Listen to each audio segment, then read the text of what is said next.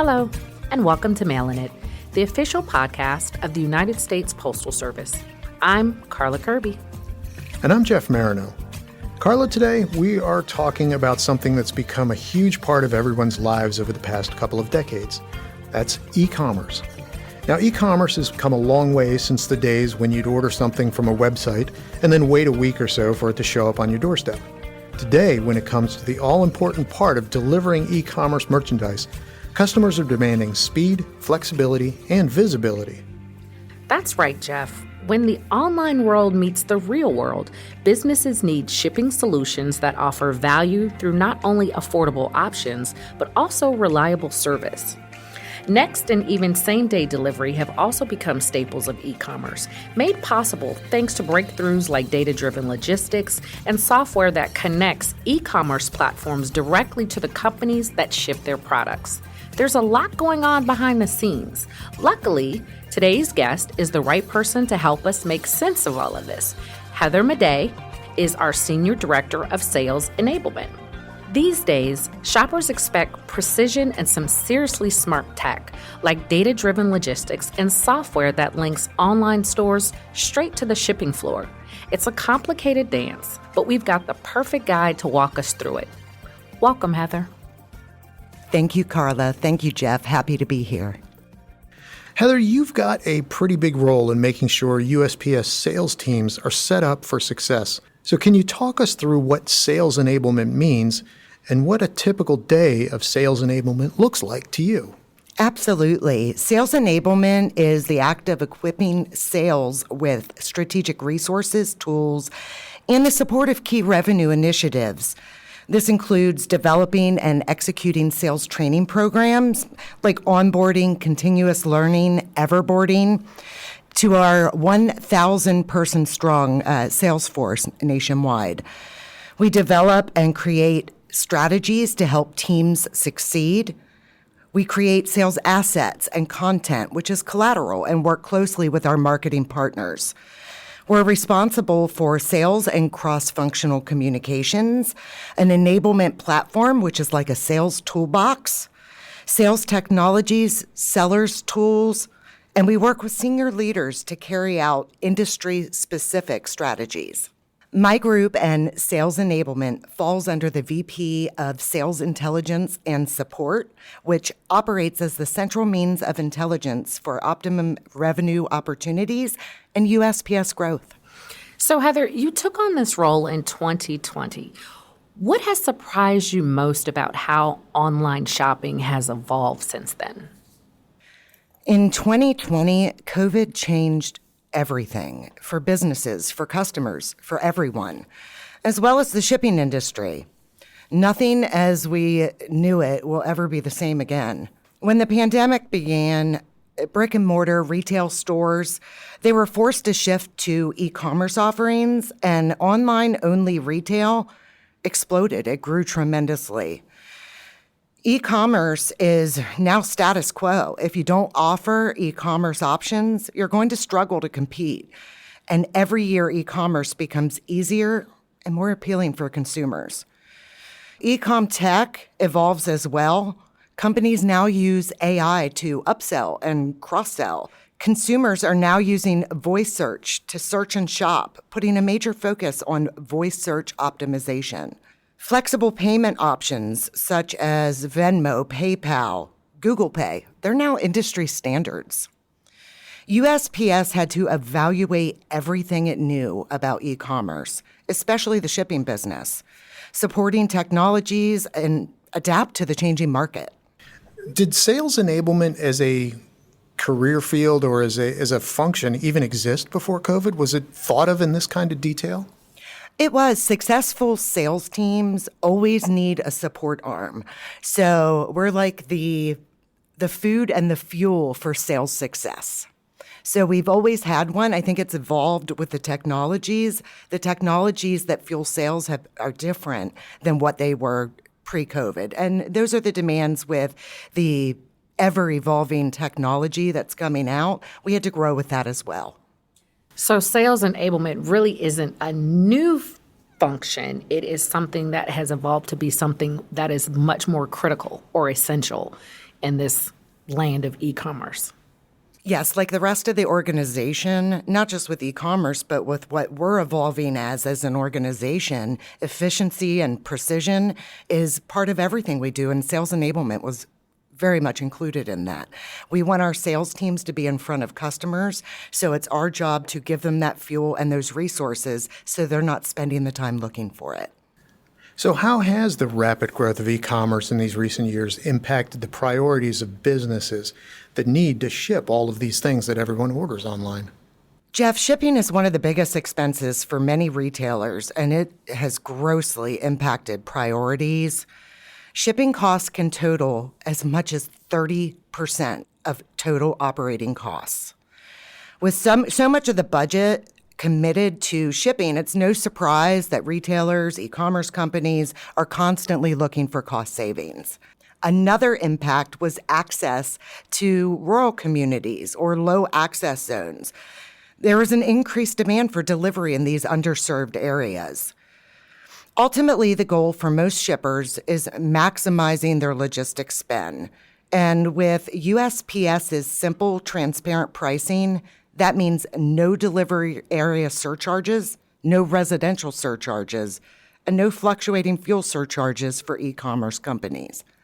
Eliminating unexpected and unnecessary surcharges and fees means USPS can help e-commerce companies control the largest source of year-end costs. So, Heather, from your seat, what are the biggest changes the Postal Service has made to handle this e-commerce boom? USPS has transformed and continues to position itself in e-commerce fulfillment. Small, mid, large e-commerce companies can get cost-effective ways to access the USPS network, whether it's through local, regional, or a mix of entry points. Value, that's a big one. USPS has created and will continue to create new products and additional ways to partner directly with businesses. Contract simplification and faster pricing, this one's exciting, especially for full network volume up to 20 pounds, makes it very favorable for businesses to have a direct relationship with the United States Postal Service. So what about technology changes? What improvements have we made there? USPS has also improved data-driven technologies to deliver innovative solutions to end merchants.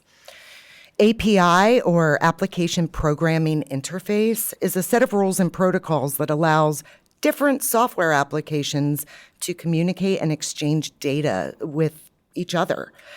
Our USPS APIs, they provide dynamic shipping capabilities, enhanced business reach, package preparation, and payment needs. Anything from local entry facilities to label generation, tracking returns, and much, much more.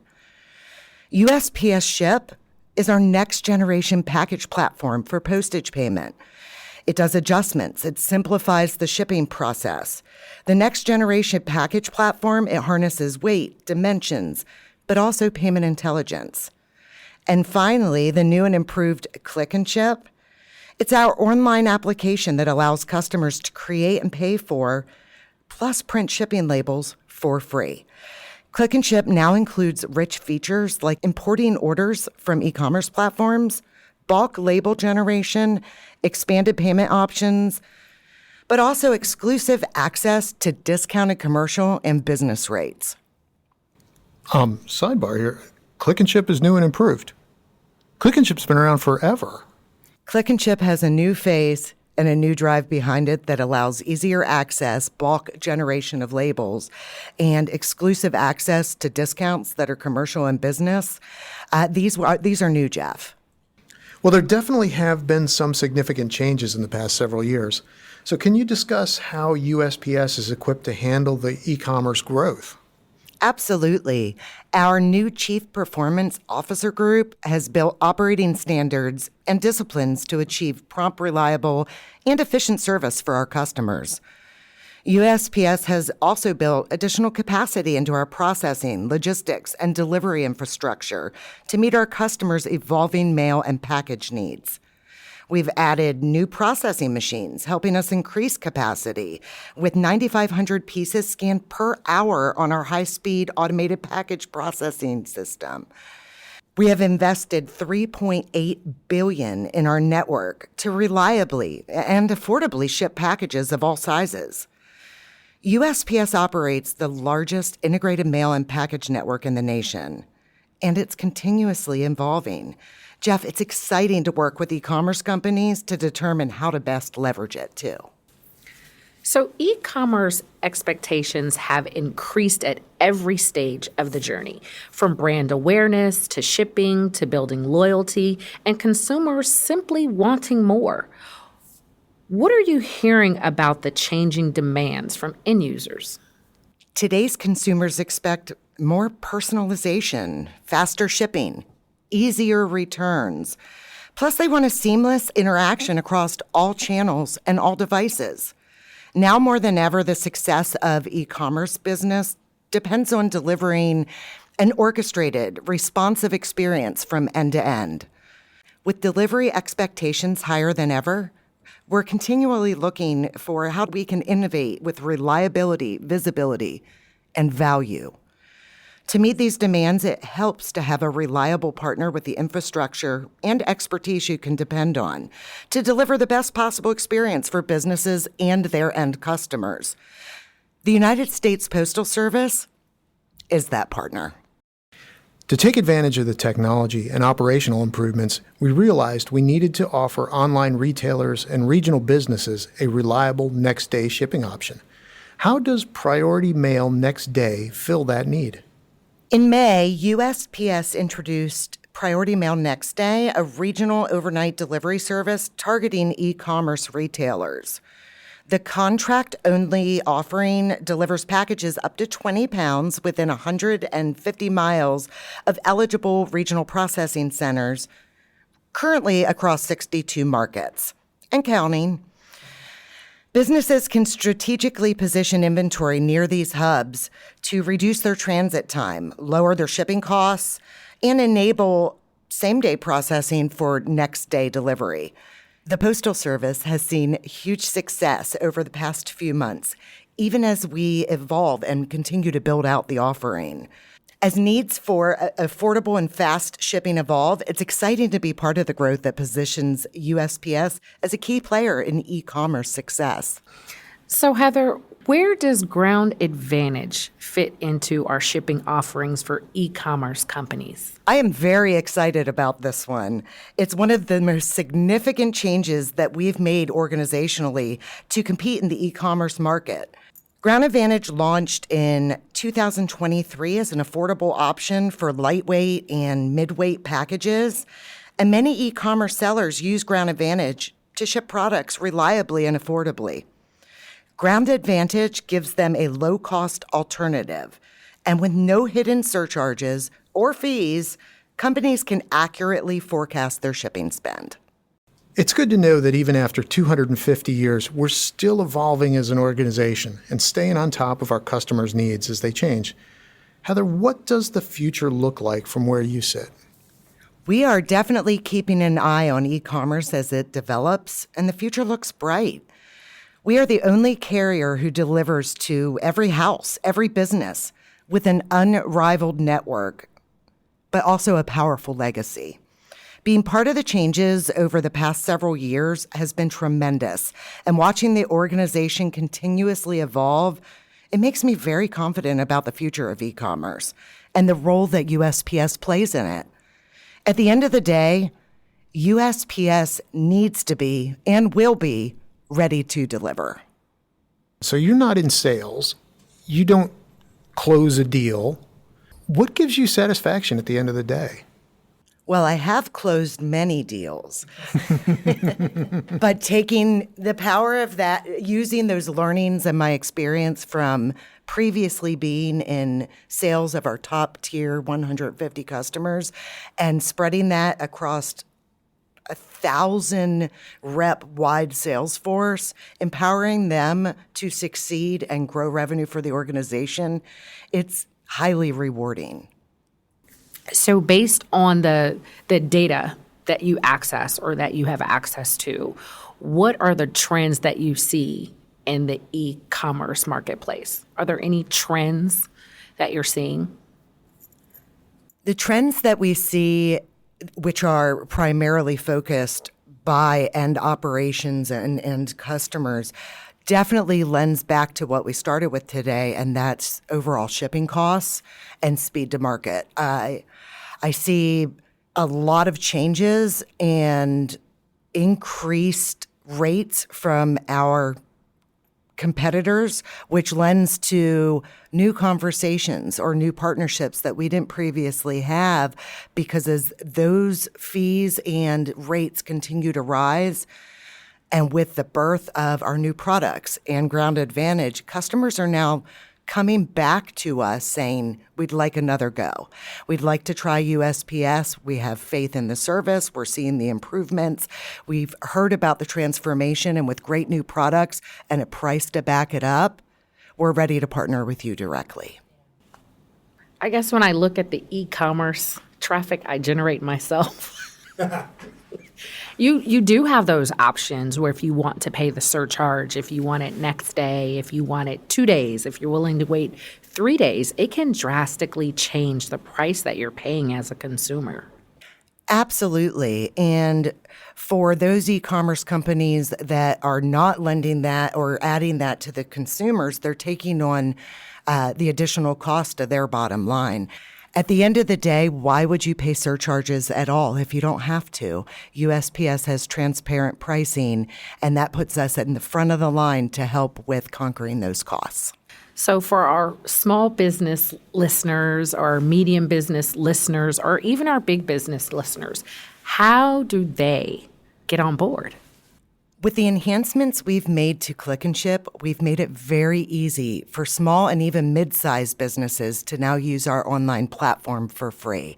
And as discussed earlier, the rates that we are providing are business rates. They're the lowest you will find on these online platforms.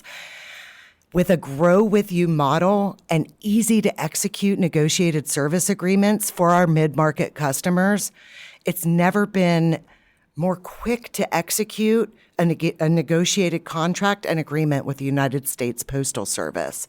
And of course, larger and more complex shippers also have the ability to customize their fulfillment contracts with the United States Postal Service.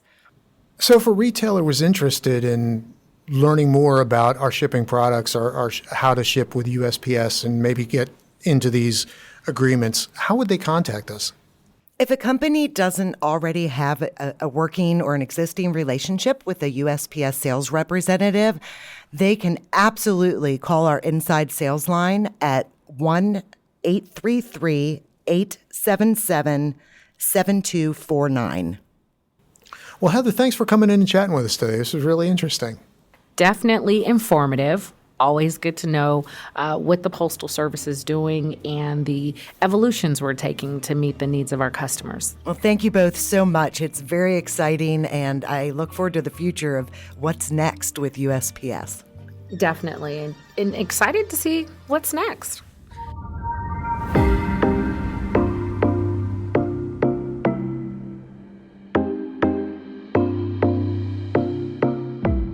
But what's next for us, of course, is another round of Did You Know?, where we dive into fascinating facts about the Postal Service. I'll get us started this time. What have you got for us today, Karla? You're going to like this one, Jeff. I like all the Did You Knows we do. Okay, well then you're really going to like this one. It takes us back to a major turning point in Postal Service history, the beginning of U.S. airmail service. Did you know the Post Office Department took over control of airmail service in August of 1918? Well, it seems like a no-brainer that we'd be in charge of airmail. Well, who was doing it before the Postal Service, though? When airmail service launched in May of 1918, the Post Office Department set up a route that included Washington, D.C., Philadelphia, and New York. The twist: the mail was flown by Army pilots in Curtiss JN-4H Jenny training plane. That's interesting. So the Army pilots handled those first flights. They did. It wasn't until 3 months later that the Post Office Department hired their own pilots and mechanics, bringing in 6 brand new mail planes that were much more powerful than the ones the Army was using. If the name Jenny rings a bell, that's because that type of airplane was the subject of one of the most famous postage stamps. That's right. The inverted Jenny was famous because one sheet of them was printed with the airplane upside down. Those became real collector's items worth a lot of money to anyone lucky enough to find one. Thanks for sharing. Of course.